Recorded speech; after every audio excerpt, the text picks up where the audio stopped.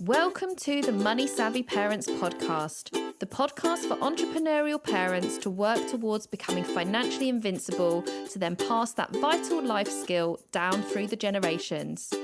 I am your host, Laura, mother to 3 beautiful children and founder, financial strategist for Savvy Peacocks. Each week, we'll be delving into a new money topic to get you and your family more money savvy. Let's remove the taboo from money together.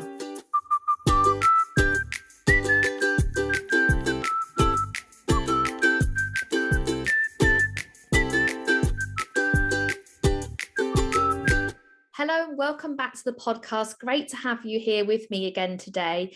We're going to be talking about why financial education is so important for our next generation. And when I start talking about this subject, often on Clubhouse actually with other people that are in the room, there's always this question, do I think financial education should be taught in schools? And I've got to be honest with you, I don't think it should be unless it's done by an expert. And I'll tell you the reason why. Financial education needs to be taught in the home. It needs to be talked about in the home. It is a learned behavior. So your children need to see your relationship with money and how you deal with money, and they need to have real life examples. And that can only really be brought to life in the home. Secondly, just imagine it's put on the curriculum and maybe some of the basics are outlined.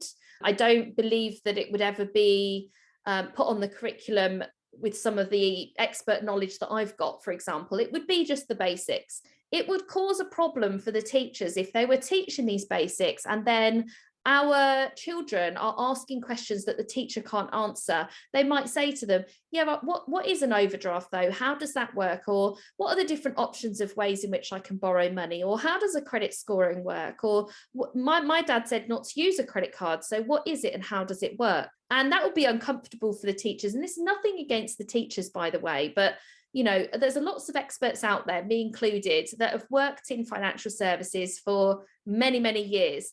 And so there's no way I could put on a curriculum all the expert knowledge that I've got over the last 20 years into a curriculum that would be able to equip that teacher enough to answer any questions. So I believe that financial education needs to be learned in the home as any other life skill, or taught in schools by experts, which is why my Savvy Students program, I go into schools and get the ball rolling around some of these subjects that I think need to be talked about. And then on my private classes, I teach the children and then I give them homework to take it into their home. So that's my opinion on whether it should or it shouldn't be taught in schools. Now, I just want to take you back to when you were maybe 15, 16 or 17 and how you might have thought about money, because it's a particularly scary time. You're doing your GCSEs, there's this pressure around, do you go to university? Do you not go to university? What industry do you want to work in? What job do you want to do when you grow up? And there's lots of pressure around that, on top of the fact that you might be looking around and thinking, I want this life for myself, but I don't know how I pull it all together. I certainly remember that. You know, my parents, I was very lucky that they brought us up in a nice home and we went on lovely holidays and we were really fortunate to be able to have the nicer things in life. But I didn't understand how that all came to fruition. And all I was thinking was, I want that for me, but I don't understand how I get that.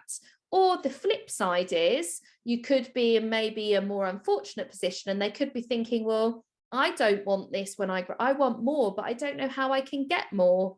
I don't want to be in a situation where I'm living hand to mouth, but I don't know how I get there. So a lot of these questions may be going around at this kind of age, and it can be very daunting and scary. And then at 18, every offer is thrown at you. Your bank will get in contact and offer you a credit card alongside your bank account. You might be tempted to think about borrowing money to buy a car. You know, you will get marketed at that age. And this is why we need to be financially educating as soon as possible. You know, yes, in the younger years, but particularly in those teenage years when they're going to turn 18 and everything's going to be thrown at them, and they need to understand the risk with that. And then the other side of this is, the sooner you make the most of your money, the better off you'll be. So obviously, the sooner you have things in place on all elements, actually, as soon as you start saving, the sooner you start putting into a pension, the sooner you start investing money, the sooner you start buying insurances and protection, the better, because it will be cheaper, it will be in there for longer, it will grow faster. So the sooner that you can make the most out of your money, the better off you'll be. And it can be really easy to get caught out with money, actually. You know, funny enough, I mean, I know lots of different hints and tips on how to deal with your money, but I only know that from working at the bank. And there's lots of people that don't even know some of the things that I take for granted, like the Apple Pay limit, for example, is actually as much as you like, and you can pay for as much as you like as long as they're using Apple Pay. A lot of people don't realize that, or that you can pay a check-in through the app these days, or that you can send money by just a mobile phone. You know, all those things are things that I've just learned along the way. But the flip side of that is I don't think technology is helping us, because it's so easy just to click and go. So we need to be financially educating our next generation to say, yes, it's just the touch of a watch, or yes, it's just the touch of a phone, but it's actual real money that's going to come out of your bank account, and this is what that means, or it's a real money that's going to go on a credit card and you have to repay it. So understanding that, yes, it might be quick and easy, but that doesn't mean that you can run riot with it. The other side of this, of course, and I've spoke about this on other episodes, is the situation we're in with the debt crisis, particularly in the UK. You know, credit cards being easily accessible, buy now, pay later, payday loans, all of those places have a huge amount of interest and can actually be really easy to get caught up in a negative debt cycle from a really early age without understanding it. So again, financially educating around using these things or not using these things, and what the situation is if you choose to use them, and what the implication might be. We all know that money's not talked about enough, and it's still such a taboo subject. In actual fact, you know, I like to think that our next generations coming through are much more open to talking about money. The schools I've been into so far, they've really wanted to talk about money, but they're still being pushed back to, oh no, we can't we can't talk about that. I'll give you an example. I went into a local college, and it's actually a careers talk, and the person before me was asked how much he earned and didn't answer the question, completely skirted around it, didn't want to talk about money at all. But these 16, 17-year-olds, they wanted to know what the earning potential was for that job. They were there to understand about that job. So when I went on to talk, I was like, look, I'm open to any question you've got. Let me explain to you my career and the choices I've had, and then feel free to ask me any money questions you've got. I will tell you the direct answer. And of course, at the end of the talk came the question around what I earned previously at the bank, what I earn now, what my earning potential might be like in the future. And I was really open to having that conversation, but not only to be able to share with them what those figures looked like, and for them to understand, well, if you do this job, you might earn this, and if you do this job, you might earn that. But the other sort of important element of that conversation is it's irrelevant how much you earn, actually, because it's what you do with it.